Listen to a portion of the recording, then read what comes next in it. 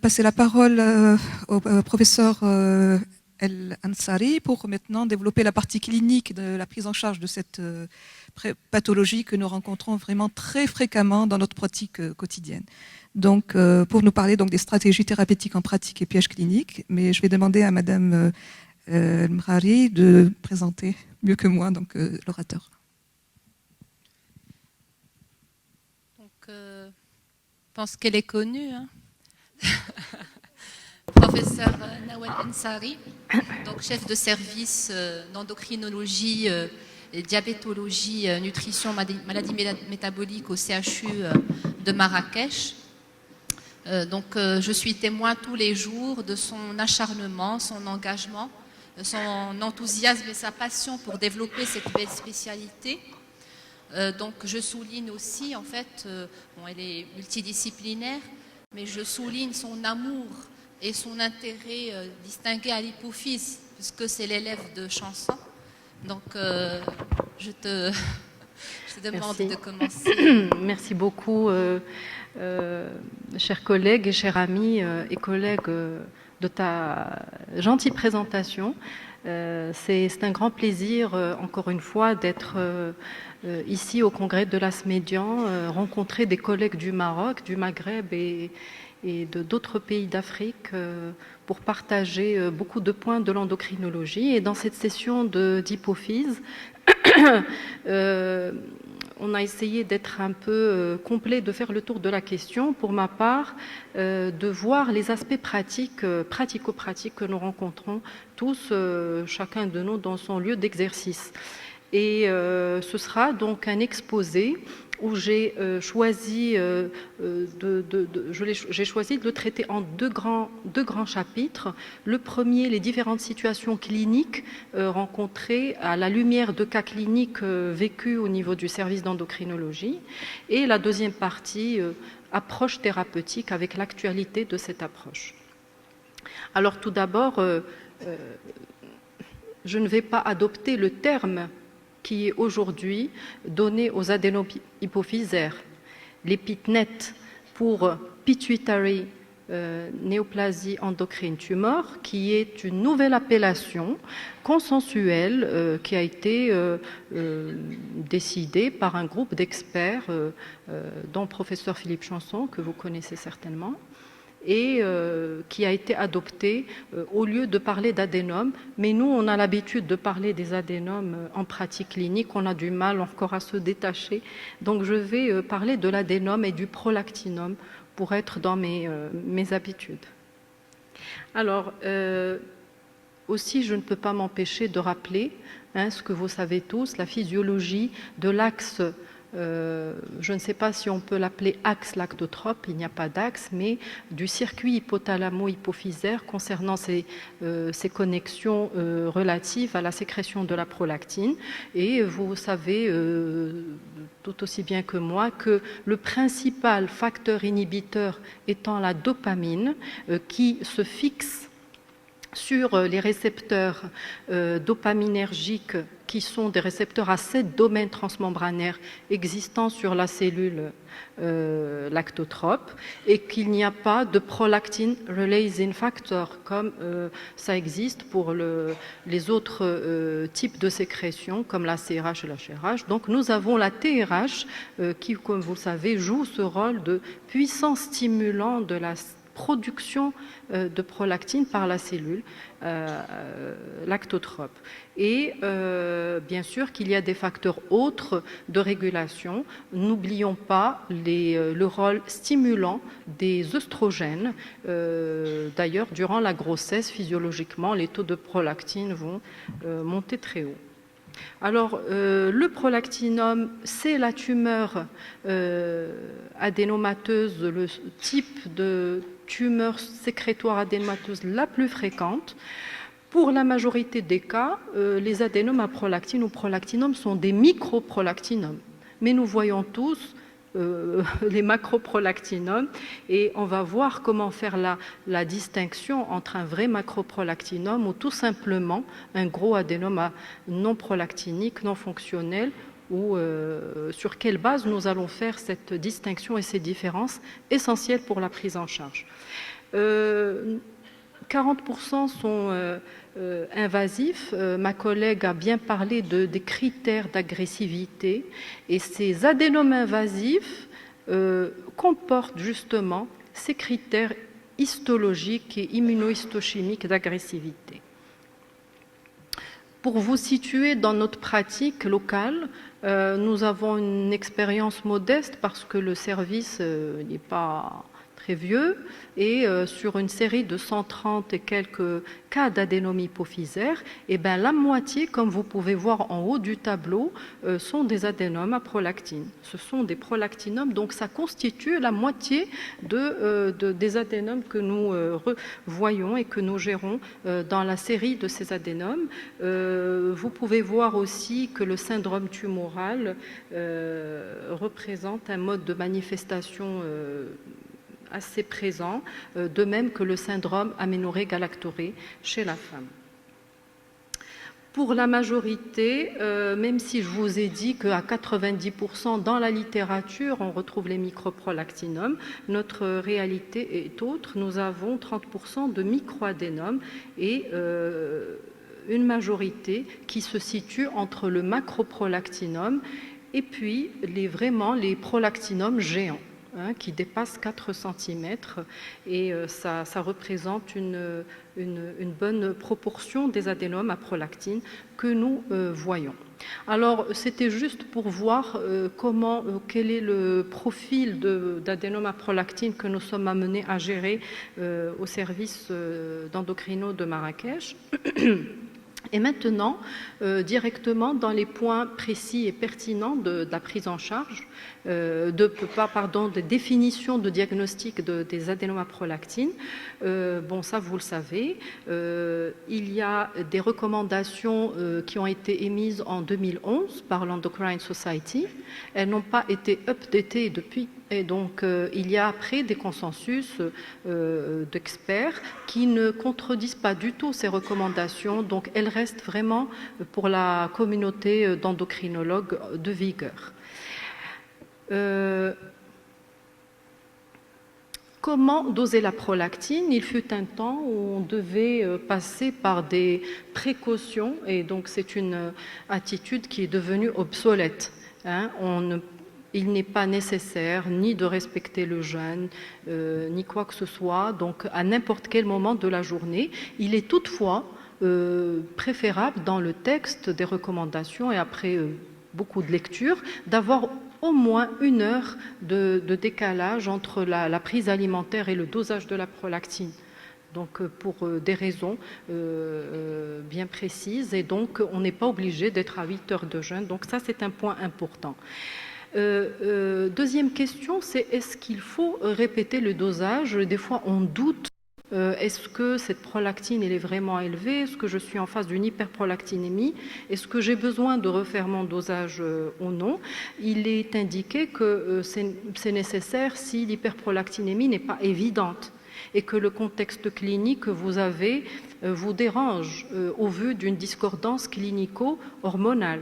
Mais par contre, si vous avez des symptômes et une prolactinémie largement élevée, il n'est pas nécessaire de revenir sur un autre dosage. Donc, on considère que 50 nanogrammes par ml est une valeur, seuil, à partir de laquelle il est préférable de s'assurer de cette hyperprolactinémie, tout en faisant très attention à écarter l'insuffisance rénale et l'hypothyroïdie. Et ça, c'est absolument nécessaire. Et nous, dans notre contexte, on rencontre très souvent des patients et patientes hypothyroïdiennes et des fois, ça passe par une hyperprolactinémie. Donc, il faut vraiment prendre cette précaution de doser la TSH pour ne pas être sur une autre pathologie.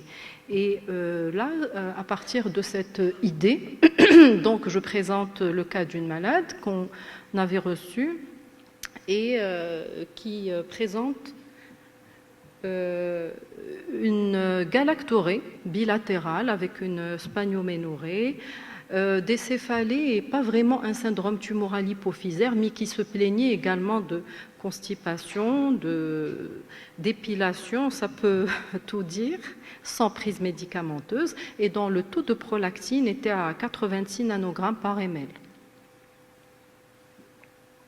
Alors, devant ce cas qui est habituel à nous tous,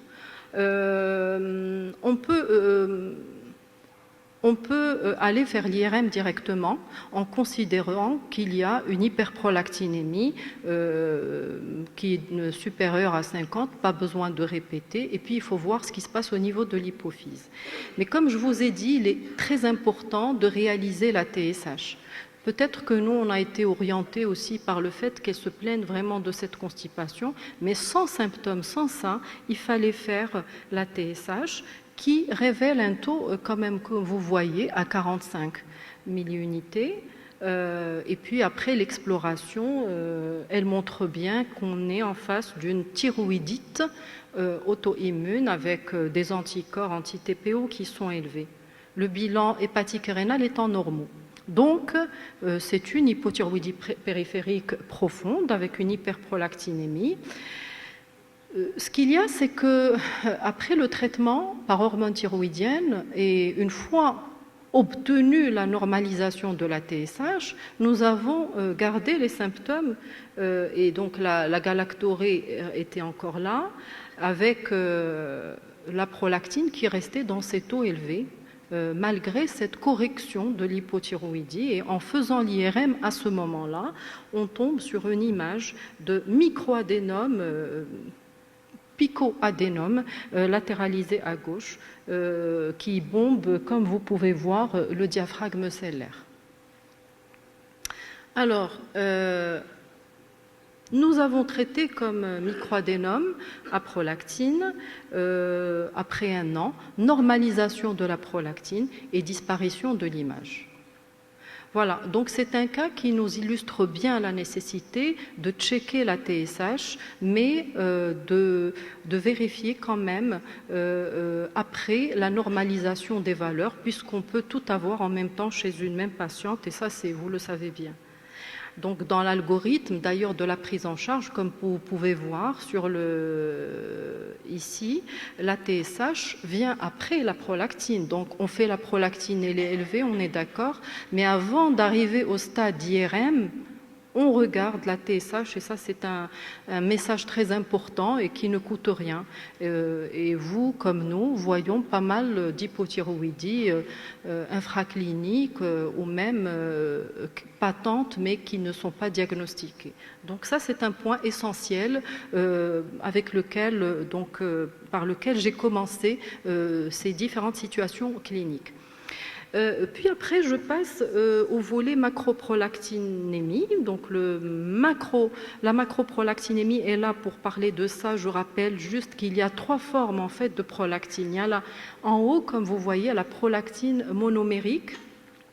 C'est un monomère et c'est elle qui est active, c'est elle qui est bioactive et qui se fixe sur le récepteur. Et puis vers la gauche, vous voyez la dimérique. Ce sont 2 molécules de prolactine qui ont en fait cette structure, ces 2 molécules ont une activité relative.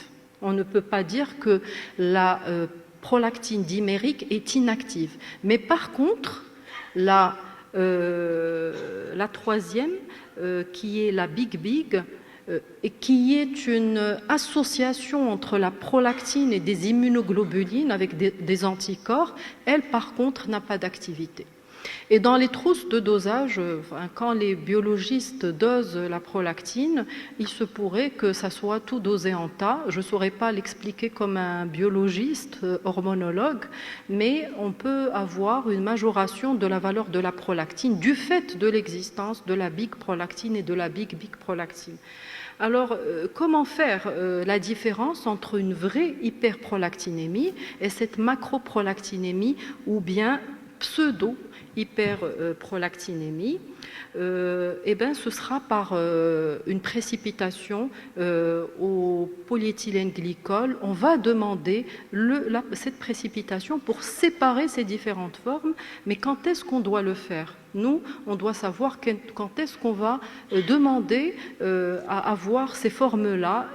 Eh ben, c'est lorsque c'est pas du tout systématique, c'est lorsque nous avons une bonne discordance clinico-biologique, comme vous le voyez ici dans les recommandations, des patients, des patientes qui sont asymptomatiques et elles vous disent « j'ai un cycle régulier ». Je n'ai pas de galactorée et pourtant, pour une raison ou une autre, sa prolactine elle est élevée.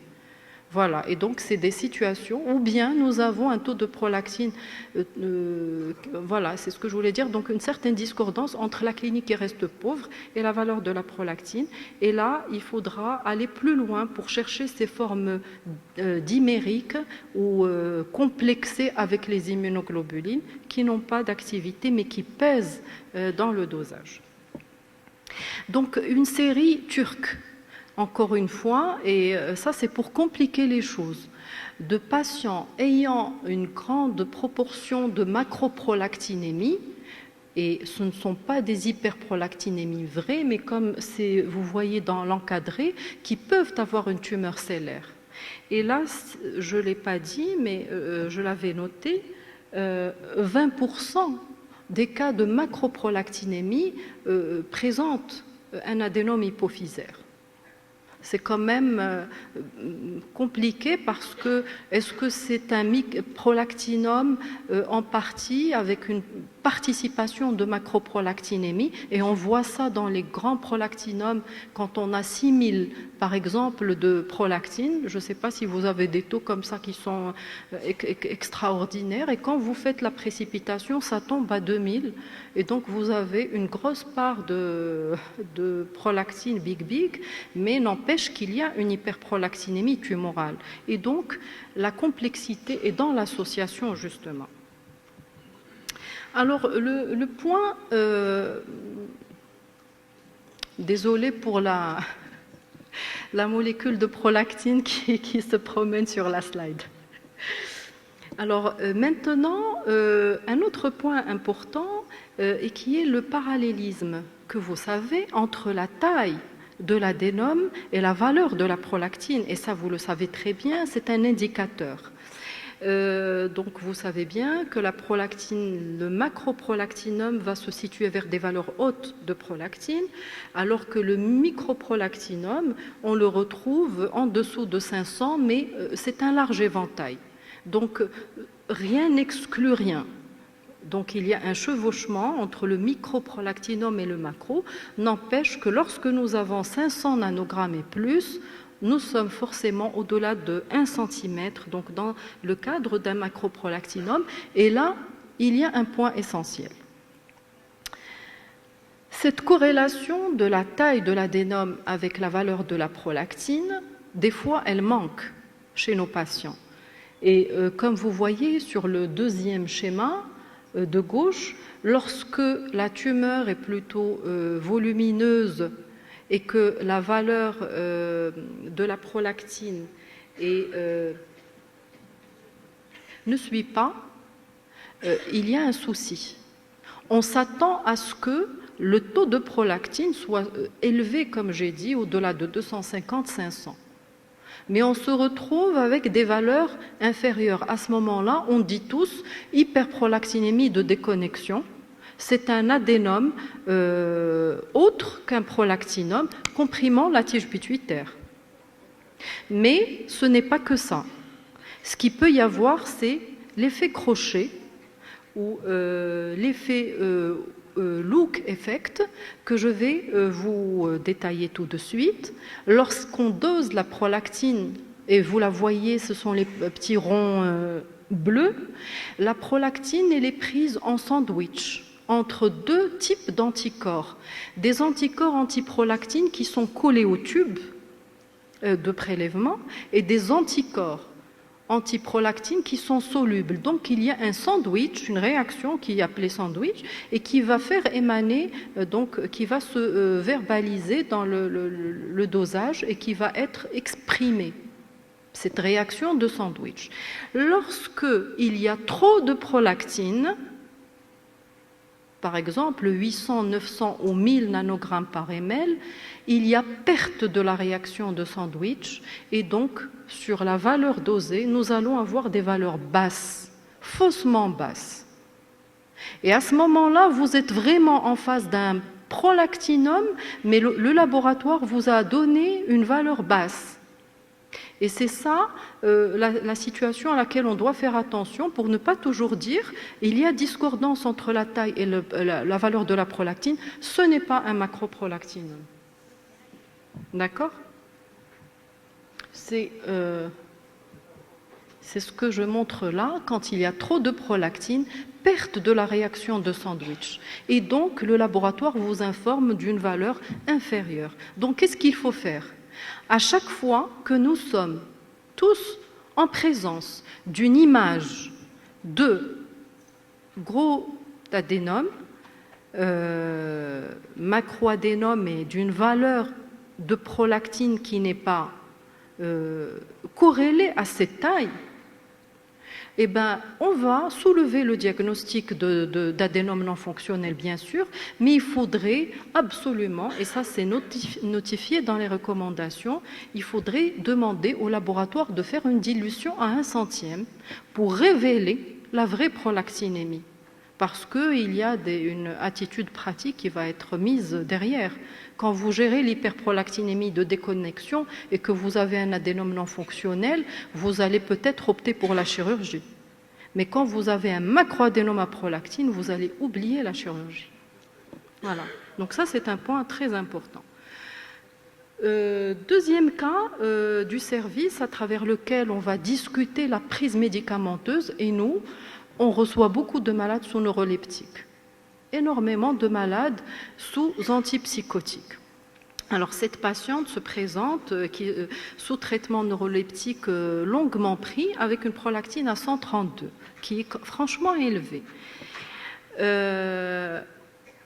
Nous avons fait l'IRM hypophysaire au vu de cette prolactinémie élevée, même si elle prend le traitement qui est supposé donner l'hyperprolactinémie iatrogène, et on tombe sur une image de microadénome, encore une fois, un tout petit adénome gauche.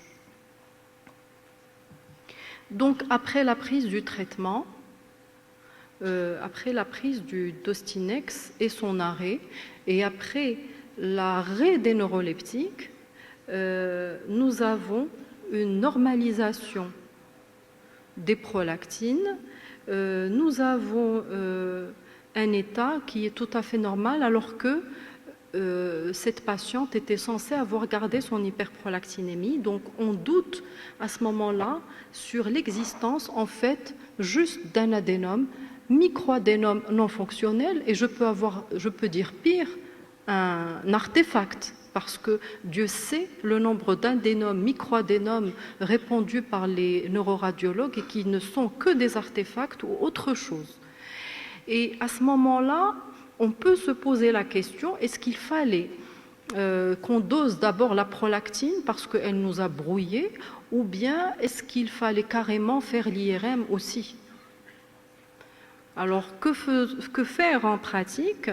Le consensus espagnol qui est aligné et qui est récent et qui est aligné avec le consensus de l'Endocrine Society insiste sur le fait qu'il faut, chez tout patient prenant des neuroleptiques, et ça, cette information, on peut la partager avec nos collègues psychiatres, à chaque fois qu'on met un patient sous neuroleptique pour une longue durée, un traitement de long cours, il faut doser la prolactine de départ et 3 mois plus tard. Donc c'est une pratique à faire. Et donc on n'avait pas tort de réaliser la prolactine. Maintenant, est-ce qu'on aurait dû faire l'IRM ou bien se dire, eh ben, c'est une hyperprolactinémie qui est due au neuroleptique? Là aussi, le consensus précise ce point-là. Donc l'IRM est faite lorsque les valeurs sont supérieures à 150.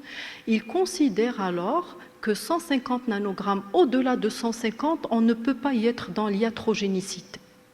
Nous, on avait 132. On ne remplissait pas les critères, mais bon, on l'a fait. On est tombé sur cette image qui finalement n'est pas un microadénome à prolactine. Donc je pense qu'il faut respecter cette valeur de 150 nanogrammes pour être à l'aise avec la réalisation de l'IRM.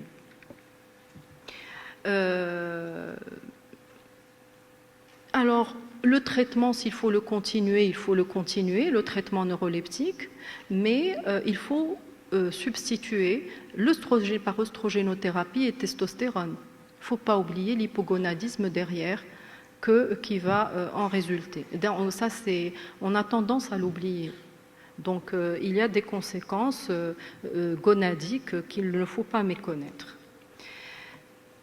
Un point important, les malades qui viennent avec des adénomes à prolactine et grossesse. Et ça aussi, on le voit. Vous savez tous que la fertilité sous cabergoline ou bromocriptine, elle est rapide. Hein. On obtient rapidement des grossesses. Maintenant, qu'est-ce qu'il faut faire? Une fois que la femme et la dame tombent enceintes, c'est clairement défini. Il faut bien sûr arrêter s'il s'agit d'un microprolactinome et qu'il y a grossesse, on arrête. Mais s'il s'agit d'un macroprolactinome avec un risque visuel, je dis bien avec un risque visuel, on va maintenir l'agoniste dopaminergique avec une préférence pour la bromocriptie. Quoique les études n'ont jamais prouvé la tératogénicité de la cabergoline. Mais dans toutes les recommandations, il y a toujours, ne serait-ce qu'au premier trimestre, une large préférence pour le parlodel, avec, après on peut passer la main à la cabergoline, vu que c'est une monoprise. Mais le premier trimestre, on est plus confortable avec le parlodel. Donc microadénome, on arrête, macroadénome avec atteinte visuelle ou risque d'atteinte visuelle, on continue. Et là, c'est une très belle revue qui donne la prise en charge en cas de macroprolactinome. Qu'est-ce qu'on fait? Et si jamais il y a une croissance tumorale, on peut même opérer la patiente au deuxième trimestre. Elle peut être candidate à une neurochirurgie. Si jamais il y a un risque visuel sur le chiasma optique ou bien sur les neuroculomoteurs de l'autre côté, ça dépend du type et de l'emplacement de cet adénome. Donc la prise en charge est particulière chez la femme enceinte en fonction qu'il s'agisse d'un micro ou bien d'un macroadénome. Alors, à partir de ça, je parle d'un cas d'une patiente qui présente un macroprolactinome depuis 2006, latéralisé à gauche, comme vous voyez, qui est tombée enceinte et qui a gardé sa cabergoline pendant la grossesse et après, quelques mois plus tard, pour vous dire la vérité, elle a été perdue de vue. Et en la revoyant, nous avons une augmentation significative de la taille du macroadénome, 12 × 16 versus 11 × 11. Alors, je ne sais pas si cette augmentation a été observée durant la grossesse, malgré la prise de traitement, ou au-delà de la grossesse. Ça, c'est une question qu'on se pose, mais vous avez en image l'augmentation et la prolifération du macroadénome en postpartum. Une question un peu d'ordre pratique, mais encore très débattue, c'est l'allaitement en présence d'un macroprolactinome. Et professeur Chanson, on a échangé la semaine dernière un mail sur ce point précis. Est-ce que le fait que la maman allaite va augmenter le risque? On peut dire que le fait qu'elle allaite, ça stimule la libération de la prolactine et la prolifération cellulaire. Mais en même temps, la femme allaitante est en climat d'hypoœstrogénie qui est un climat hypoprolactinémiant. Donc en fait, on n'est pas contre l'allaitement, tout dépend de la taille de l'adénome. Et on est mal à l'aise avec le macroadénome en supposant que l'allaitement pourrait faire augmenter le volume. Alors qu'avec le microprolactinome, on est plus tranquille. Et ça, c'est un cas que j'avais suivi avec lui de son service à Bicêtre, une patiente qui, en présence d'un macroadénome, et qui était sous cabergoline pendant toute sa grossesse et dont le monitorage au complet était parfait, a désiré, avec son mari, allaiter. Et donc, le traitement a été interrompu une quinzaine de jours avant l'accouchement. Et il y a eu montée laiteuse et elle a allaité pendant des mois. Mais c'était M. Chanson qui avait pris cette décision d'autoriser cet allaitement. La question qu'on se pose maintenant, c'est que, est-ce que cette montée laiteuse, elle est due elle est physiologique, parce que c'est une femme en postpartum et que c'est normal après la succion qu'elle allaite, ou bien est-ce que c'est de l'hyperprolactinémie? Voilà, donc, et est-ce que cet allaitement ou cet entretien de l'allaitement ne risque pas d'aggraver l'atteinte tumorale? Donc c'est une question qui est très controversée, mais les malades peuvent nous poser des questions. Après, quand j'accouche, est-ce que je peux allaiter ou pas? Donc on est à l'aise avec le microprolactinum, on n'est pas du tout avec le macroprolactinum. Et le dernier cas que je cite, et qui est le cas que je suis sûre que vous le voyez aussi souvent que nous, des jeunes femmes qui sont vues pour une aménorrhée ou une galactorrhée, chez qui on dose et on trouve une hyperprolactinémie et qui sont mises sous traitement, sans aucune enquête étiologique derrière. Et on ne sait pas ce qu'il y a derrière. Et c'est comme si le médecin traitant traitait un chiffre. Alors ça, c'est le cas d'une malade qui a été traitée, elle a mal toléré le traitement, donc du coup elle a arrêté. Et une fois qu'elle avait voulu tomber enceinte, elle a reconsulté avec une prolactine toujours élevée, encore une fois remise sous traitement, sans IRM, elle tombe enceinte. Elle tombe enceinte, mais elle présente un syndrome tumoral hypophysaire, et c'est un cas que nous avons publié. Et vous voyez la grande surprise, c'est l'apoplexie hypophysaire d'un macroadénome volumineux avec le signe de l'hémorragie, c'est la limite de l'hypersignal à la verticale, c'est le saignement. Elle arrive avec un tableau neuro-ophtalmique alarmant. Jamais elle n'a eu d'IRM, et pourtant elle avait des prolactinémies qui étaient suffisamment élevées pour faire l'IRM. Le champ visuel, à ce moment-là, pendant cette gestation, justement, il était altéré avec une hémianopsie bitemporale, avec une cécité à gauche, et elle comptait les doigts à droite. Elle comptait les doigts. Donc elle a été mise sous cabergoline. Je n'ai pas le détail de la dose, je n'ai pas voulu mettre la posologie parce que je n'ai pas retrouvé la posologie exacte qui a été donnée. Et donc il y a eu une amélioration visuelle juste après, l'accouchement a eu lieu, etc. Après, elle est venue lors des différents contrôles avec cet aspect d'effondrement et donc de selle turcique partiellement vide avec arachnoïdocèle intracellaire. Voilà, donc l'issue, elle est favorable, heureusement, mais les conséquences auraient pu être très graves. Est-ce que j'ai du temps? Combien? Alors, les prolactinums chez l'homme. Alors, le prolactinum chez l'homme, il est méchant. Dans notre série, la moyenne d'âge est plus importante. Il y a quand même des différences de présentation, d'agressivité, et professeur Reiss l'a rappelé. Et d'ailleurs, dans la dernière classification de l'OMS 2017, ils nous mettent le prolactinum in men chez l'homme comme étant une tumeur, un adénome agressif. Il fait partie des agressifs sur la base de la clinique. Prolactinum masculin. Et donc, c'est une tumeur que nous avons du mal à gérer, et nous avons des prolactinums géants avec des hydrocéphalies que nous gérons avec professeur Aniba, et il en a mis des valves. de ces prolactinomes et sa récidive. Et voilà, on a beaucoup de mal à les contrôler. Maintenant, je pense que comme j'ai pas beaucoup le temps, je vais survoler l'aspect thérapeutique, mais je vais faire vite. Donc, le traitement de choix, micro-macro, c'est le traitement médical. On est d'accord sur ça. Et donc, la chirurgie apporte peu, même dans le macroadénome. Donc, c'est le traitement médical. Je passe sur le mode d'action. Quelle est la molécule de préférence? Quelle est la molécule privilégiée? Bien sûr, c'est la cabergoline. La cabergoline, sauf, on précise, lorsque la femme essaye de tomber enceinte, peut-être qu'il faudra privilégier le parlodel, parce qu'on a dit que durant le premier trimestre, c'est la molécule à privilégier. Donc, dans cette optique de grossesse, il vaut mieux peut-être passer au parlodel, le temps de réaliser la gestation, et puis on commence toujours doucement, à 0,5 mg.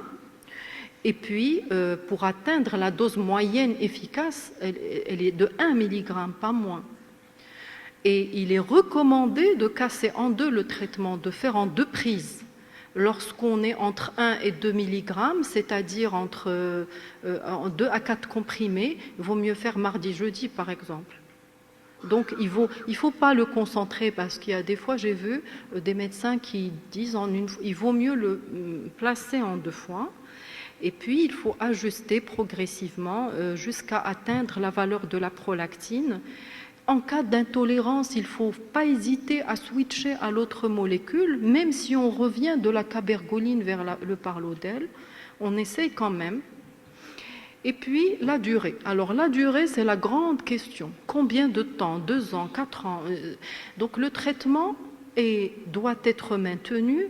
Les recommandations ne précisent pas la durée clairement, mais elles sont en faveur d'une durée minimale de 2 années, au-delà desquelles, si jamais le taux de prolactine est normalisé et l'effet antitumoral est là, le volume, la réduction elle est conséquente, on peut faire une fenêtre et puis revoir. Et on ne peut pas dire qu'il n'y a pas et on ne peut pas prétendre qu'il y a une guérison que si, en faisant une prolactine à distance, on est sûr qu'elle est normale. Parce que sachez que si vous arrêtez le Dostinex aujourd'hui, le malade est encore sous l'effet du Dostinex encore 1 mois. Ça ne sert à rien de faire la prolactinémie tout proche.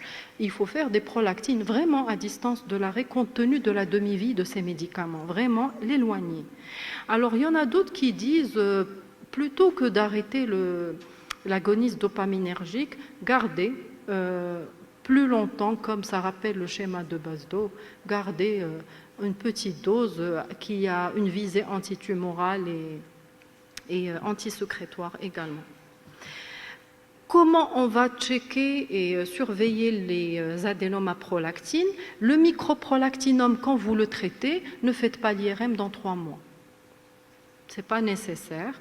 Vous contrôlez votre prolactinémie, mais l'effet antitumoral attendu est observable après 1 année. Donc, ce n'est pas nécessaire d'aller se presser. Par contre, en cas de macroprolactinome, là, nous faisons 3 mois et nous allons être plus réguliers dans le suivi.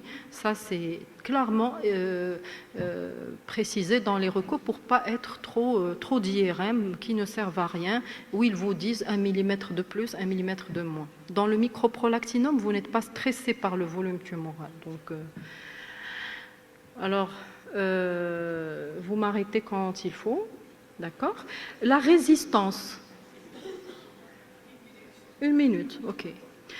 Quand est-ce que je dis que mon malade résiste aux agonistes dopaminergiques? Soit j'ai un taux de prolactine, et ça vous le voyez, qui se normalise, mais la tumeur, elle garde la même taille, et ça c'est une résistance partielle, ou bien la prolactine ne se normalise pas, vous montez la dose suffisamment pour qu'elle baisse, elle reste élevée et la tumeur reste en place. Ce sont ces cas de tumeurs prolactinome résistants qui pourraient être candidats à la chirurgie, en dehors de l'urgence bien sûr. Et ils témoignent d'une certaine agressivité de cet adénome. En général, les adénomes résistants sont des adénomes agressifs. Je pense que j'ai pas le temps de parler de beaucoup d'autres choses, mais je présente ce que va dire professeur Aniba, qui est notre collègue qu'on a la chance d'avoir, puisqu'il est l'élève de professeur Gaillard, et donc je t'ai volé la présentation.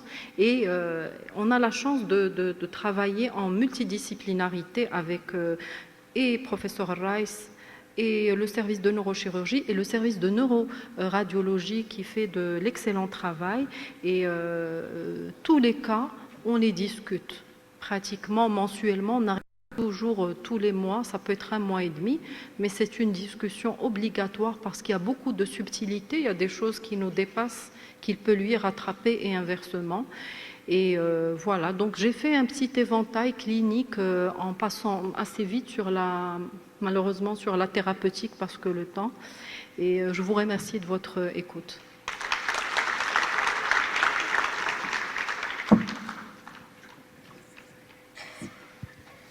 Donc, merci professeur Ansari pour cette très belle conférence, claire et passionnante. Donc on est en pleine immersion dans les prolactinums.